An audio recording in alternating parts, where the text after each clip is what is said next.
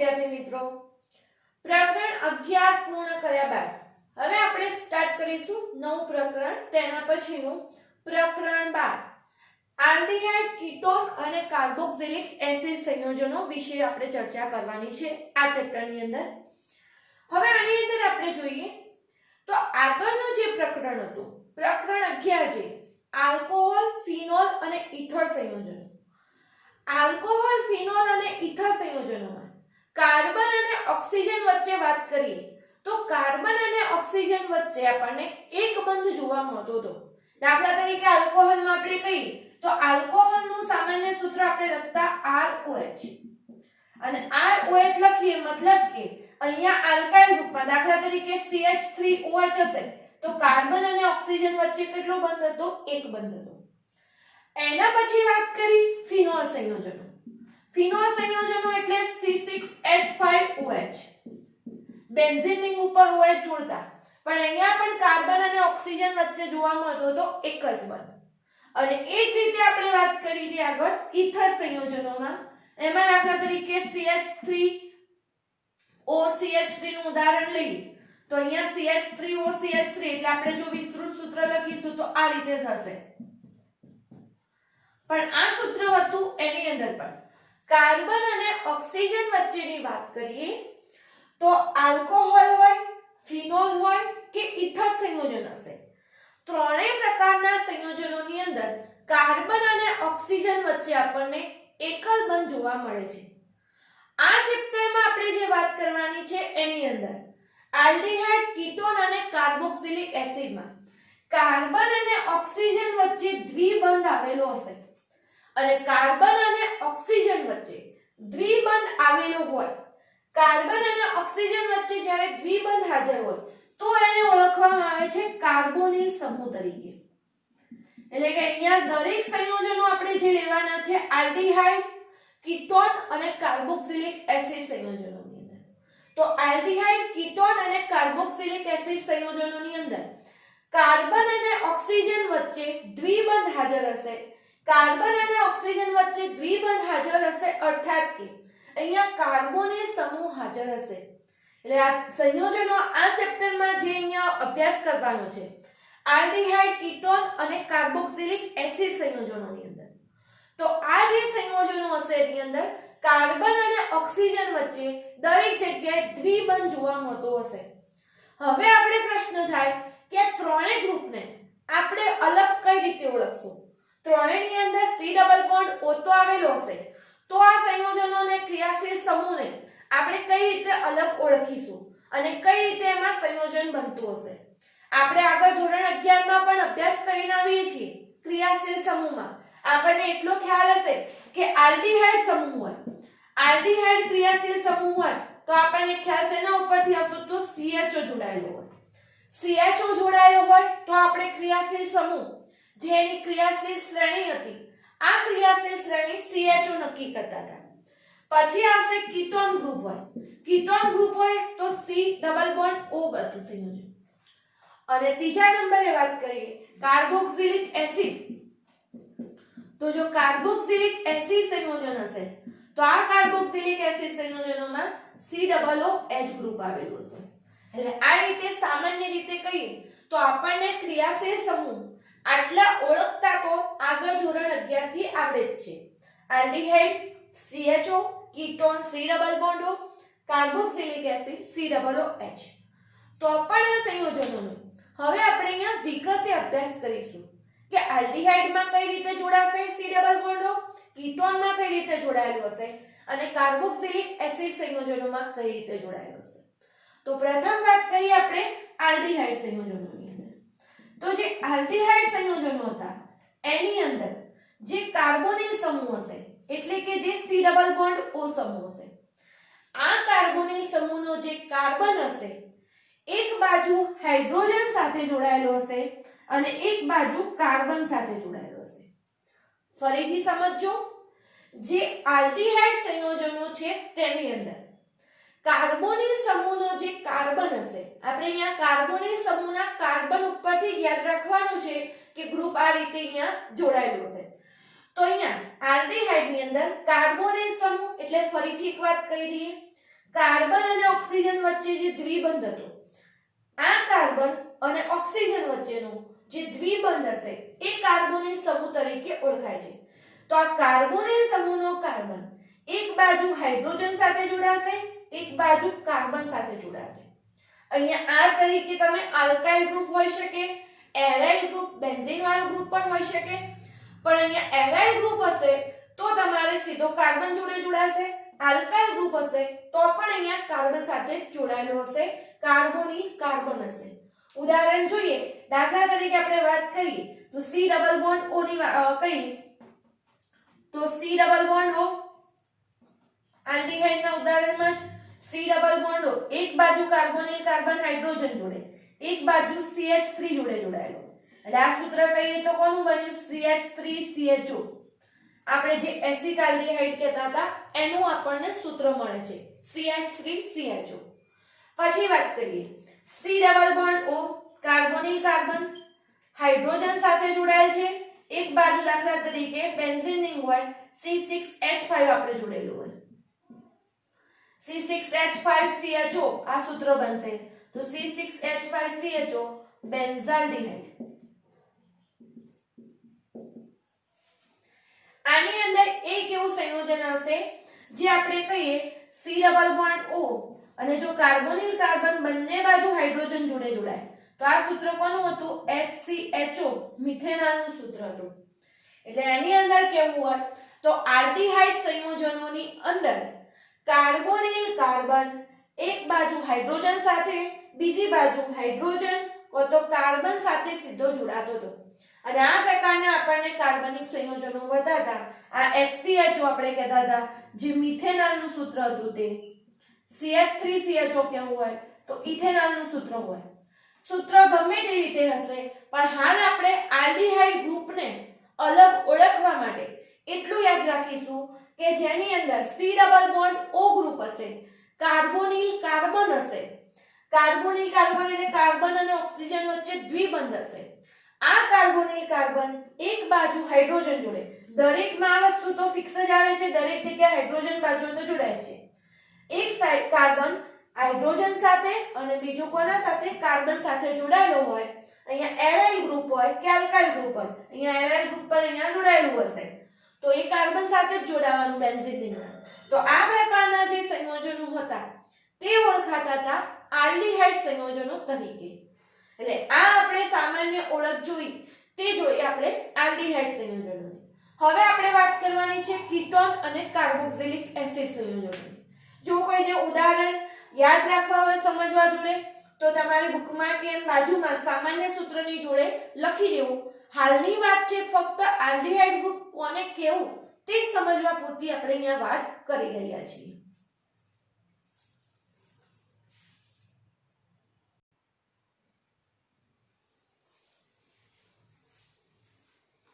બીજા નંબરનું ગ્રુપની વાત કરીશું. બીજા નંબરનું ગ્રુપ આવશે કીટોન સમૂહ. કીટોન સમૂહ C ડબલ બોન્ડ O.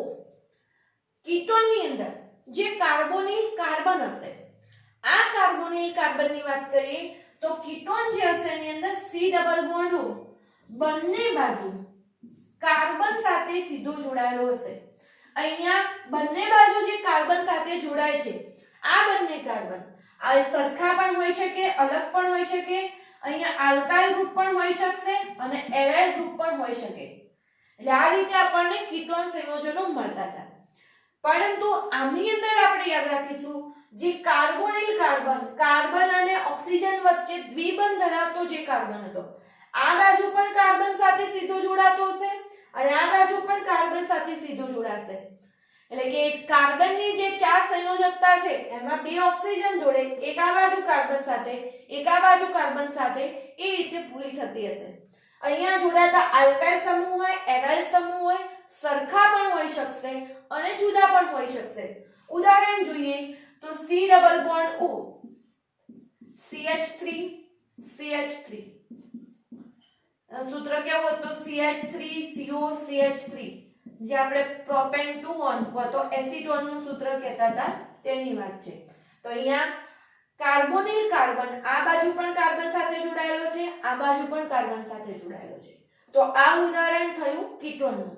દાખલા તરીકે જોઈએ કે C ડબલ બોન્ડ O હોય, આ બાજુ C6H5 જોડાયેલું બેન્ઝીન જોડે અને અહીંયા મિથાઇલ ગ્રુપ જોડાયેલું હોય, તો બેન્ઝીન ઉપર COCH3 બેન્ઝોફિનોનનું જે સૂત્ર આવતું હતું, તો આ રીતે પણ અહીંયા સંયોજન હોઈ શકશે. એરાઇલ ગ્રુપ પણ અહીંયા જોડાતું હતું. પરંતુ મેઇન વસ્તુ એની અંદર કે જે કીટોન સંયોજન હશે, આ કીટોન સંયોજનની અંદર કાર્બન અને ઓક્સિજનમાં જે દ્વિબંધ ધરાવતો કાર્બન હતો, બંને બાજુ કોના સાથે જોડાયેલો હશે? કાર્બન સાથે સીધો જોડાયેલો રહેતો હતો. તો આ થઈ વાત કીટોન સંયોજનોની. એના જે આ સામાન્ય ઉદાહરણના નામ છે તેનાથી તમે સારી રીતે પરિચિત છો, પરંતુ આ તમારી ગ્રુપને અલગ ઓળખવું હોય તો એના માટે તમને ખાસ મદદરૂપ થઈ શકે. પછીની વાત, પછી આવશે કાર્બોક્સિલિક એસિડ સંયોજનો.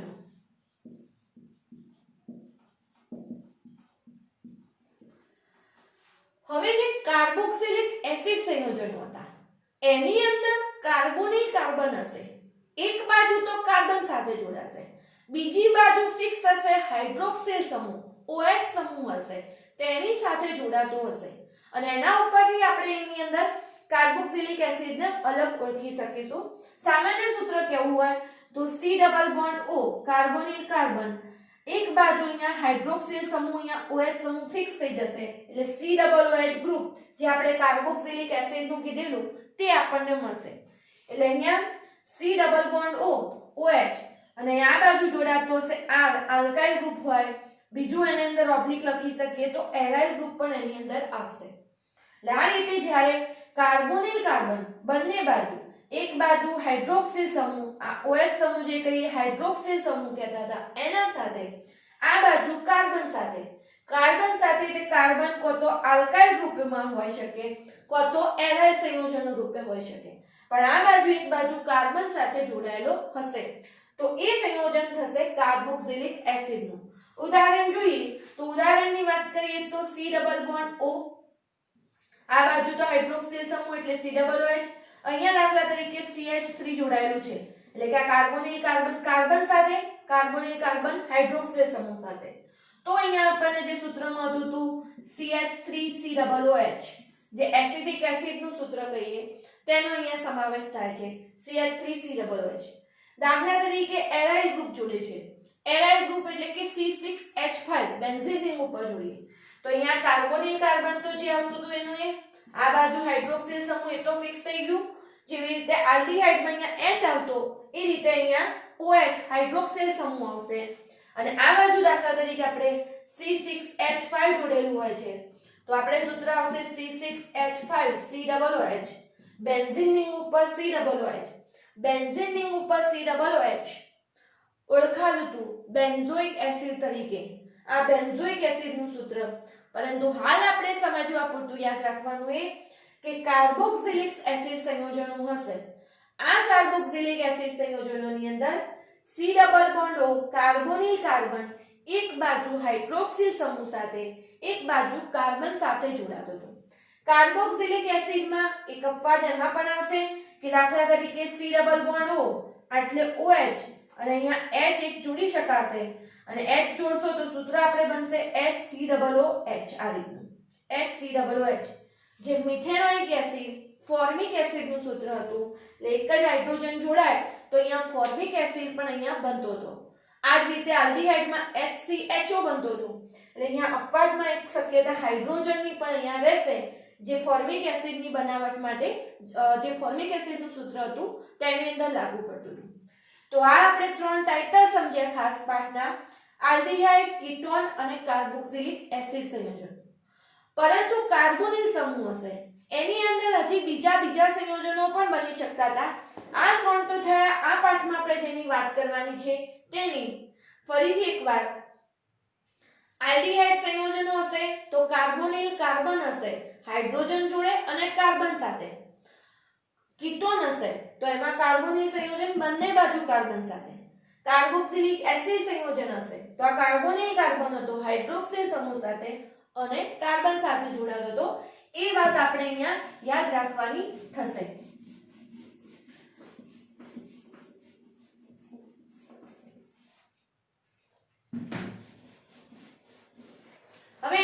પછીના એવા બીજા સંયોજનો જોઈએ કે જેની અંદર કાર્બોનિલ સમૂહ બીજા સંયોજનો સાથે જોડાતો હતો અને બીજા જો સંયોજનો સાથે જોડાય અને પણ એમાં પણ આપણને અલગ અલગ સંયોજનો મળી શકે છે તો એવા સંયોજનોની વાત કરીએ તો દાખલા તરીકે કાર્બોનિલ સમૂહ C double bond O halogen સમૂહ જોડે જ કાર્બન જોડાશે અને અહીંયા R આલ્કાઇલ ગ્રુપ જોડે જોડાયેલું હોય તો અહીંયા આપણને આ સંયોજન જે મળતું હતું એસાઇલ હેલાઇડ સંયોજન તરીકે ઓળખાતું હતું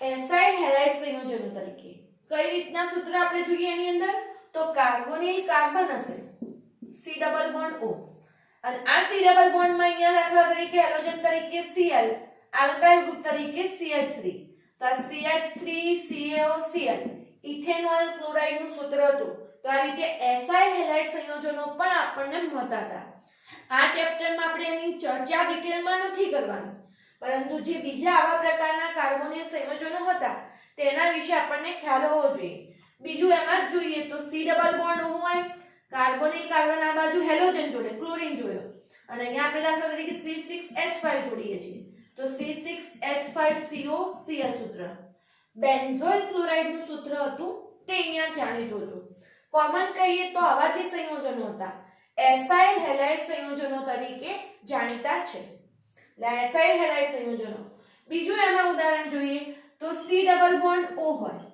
C ડબલ બોન્ડ O આ બાજુ NH2 એમિનો સમૂહ સાથે આ બાજુ કાર્બન સાથે જોડાયેલું હોય અને આ બાજુ કાર્બન સાથે અને આ બાજુ એમિનો સમૂહ એમાઇડ સંયોજનો આ રીતે આપણને મળતા હતા એટલે કે કહેવાનો મતલબ કાર્બોનિલ કાર્બન જે એટલે કાર્બન અને ઓક્સિજન વચ્ચે દ્વિબંધ ધરાવતો કાર્બન હોય એક બાજુ એમિનો સમૂહ સાથે જોડાય એક બાજુ કાર્બન જોડે જોડાય તો એમાઇડ સંયોજનો મળશે અહીંયા R તરીકે આલ્કાઇલ હેલાઇડ સમૂહ હોઈ શકશે તો એમાં બી ઉદાહરણ જોઈએ તો C ડબલ બોન્ડ O એટલે NH2 અહીંયા દાખલા તરીકે CH3 જોડેલું હોય તો CH3CONH2 ઇથેન એમાઇડ નું સૂત્ર થશે બે કાર્બન અને એમાઇડ એટલે ઇથેન એમાઇડ એટલે આ રીતનું સંયોજન પણ મળતું હતું સેમ એવી રીતે જો બેન્ઝીન જોડાયેલું C6H5 C double bond O NH2 તો બેન્ઝીન ઉપર CONH2 બેન્ઝેમાઇડ નું જે સૂત્ર કહીએ C6H5CONH2 આ સૂત્ર થતું હતું ઇથેનેમાઇડ જેનો આપણે નાઇટ્રોજન યુક્ત સંયોજનોમાં આપણે અભ્યાસ કરવાનો જ છે C6H5CONH2 અને આ સૂત્ર થશે બેન્ઝેનેમાઇડ તો આ રીતના પણ આપણને સંયોજનો મળતા હતા એના સિવાયના વાત કરીએ તો એનહાઇડ્રાઇડ સંયોજનો પણ આપણને મળશે એની પણ આપણે ચર્ચા કરીએ પણ એ પહેલા આના ઉદાહરણો તમારે સાઈડમાં જે આપણને પુસ્તકમાં આપ્યું છે એની બાજુમાં યાદ રાખવા માટે લખી દેવા દરેક જણે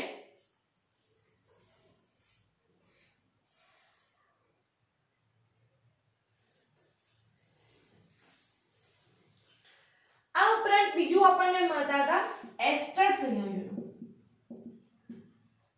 એસ્ટર સંયોજનોની વાત કરીએ તો એસ્ટર સંયોજનોની અંદર C ડબલ બોન્ડ O સમૂહ હશે એ એક બાજુ જે આલ્કોક્સિલ સમૂહ કહીએ OR ડેશ અને એક બાજુ જે R ગ્રુપ કહીએ કાર્બન સાથે જોડાતું હશે એટલે કે એસ્ટર સંયોજનો જે હશે એની અંદર કાર્બોનિલ કાર્બન એક બાજુ OR ડેશ मतलब કે જે આલ્કોક્સી ગ્રુપ હતું OCH3 OC2H5 OC6H5 એવું સંયોજન અને આ બાજુ કાર્બન સાથે સીધું જોડાયેલું હોય તો એવા સંયોજનો જે મળતા હતા તે ઓળખાતા હતા એસ્ટર સંયોજનો તરીકે એ જ રીતે ઉદાહરણ જોઈએ એની અંદર C double bond O OCH3 CH3 જે આપણે લખતા હતા CH3 C double O CH3 methyl ethanoate અને એ બધાનું સૂત્ર કહેતા હતા એ રીતે આની અંદર પણ એક બાજુ બેન્ઝીન રિંગ જોડાયેલી હોય તો એટલે C6H5 હોય અહીંયા પણ C6H5 હોય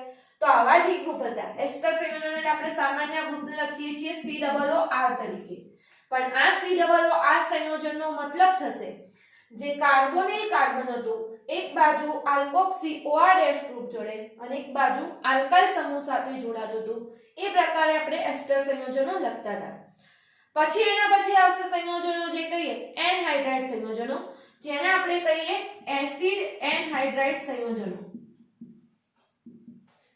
એસિડ એનહાઇડ્રાઇડ સંયોજનો. હવે જે એસિડ એનહાઇડ્રાઇડ સંયોજનો હતા તેની વાત કરીએ તો એની અંદર C ડબલ બોન્ડ O બે કાર્બોનિલ સમૂહ આવતા હશે. C double bond O oxygen સાથે ફરીથી કાર્બોનિલ સમૂહ C ડબલ બોન્ડ O આ બાજુ R ગ્રુપ આ બાજુ કાર્બન ગ્રુપ.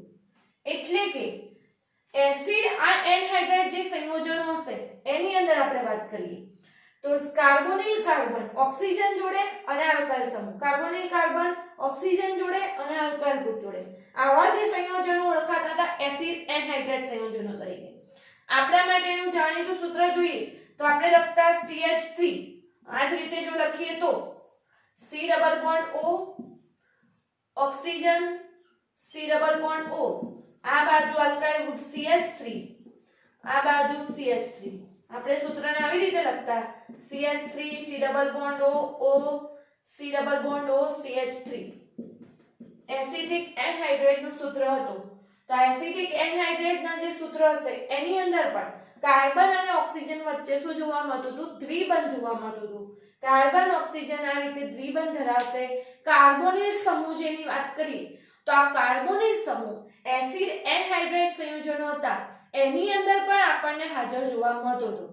અને આ જ રીતે આપણે બેન્ઝોઇક એનહાઇડ્રેટ નું સૂત્ર પણ જાણીતું હતું C6H5 C double bond O oxygen C double bond O C6H5. આ પ્રક્રિયા આપણે માર્કોનિકોફ ની પ્રક્રિયા પ્રતિમાર્કોનિકોફ ને બધી સમજાવવાની હોય ત્યારે બેન્ઝોઇક એનહાઇડ્રેટ નો અને એનો ઉપયોગ કરવામાં આવતો હતો. જો આગળના સૂત્રો તમને યાદ હોય તો. તો આજના લેક્ચરમાં આપણે સમજ્યા કાર્બોનિલ સંયોજનો. જે કાર્બોનિલ કાર્બન હશે એ અલગ અલગ પરમાણુ સમૂહ સાથે જોડાશે અને કયા કયા પ્રકારના સંયોજનોનું નિર્માણ કરશે એના વિશે જોઈ માહિતી. જેમાં પ્રથમ આલ્ડીહાઇડ, કીટોન, કાર્બોક્સિલિક એસિડ જે આપણે આ ચેપ્ટરમાં અભ્યાસ કરવાનો છે તે ત્રણ સંયોજનો. એના સિવાયના વાત કર્યા તો એસાઇલ હેલાઇડ સંયોજનો જેમાં કાર્બોનિલ કાર્બન હેલોજન અને કાર્બન સાથે જોડાશે. પછી એસાઇલ હેલાઇડ સંયોજનો, પછી એમાઇડ સંયોજનો કાર્બોનિલ કાર્બન NH2 અને કાર્બન સાથે જોડાયેલું. એસિડ એનહાઇડ્રેટ સંયોજનો બે C ડબલ બોન્ડ હોય અને આ રીતનું સંયોજન હશે. અને વાત કરી એસ્ટર સંયોજનો કાર્બોનિલ કાર્બન આલ્કોક્સી ગ્રુપ અને કાર્બન સાથે જોડાયેલું હોય. તો આ એના સિવાયના પણ જે કાર્બોનિલ સંયોજનો હતા તેના વિશે આપણે જોઈ ગયા. તો પાઠ્યપુસ્તકમાં આપણને સ્ટાર્ટિંગમાં જે પ્રસ્તાવનામાં ક્રિયાશીલ સમૂહ વિશેની જે ડિટેલમાં માહિતી આપી છે તેના વિશે આપણે જોયું. તમારે બુકમાંથી વ્યવસ્થિત વાંચવાનું, દરેક ઉદાહરણ જોડે કમ્પેરિઝન કરવાનું અને પછી સમજી અને યાદ રાખવાનું રહેશે.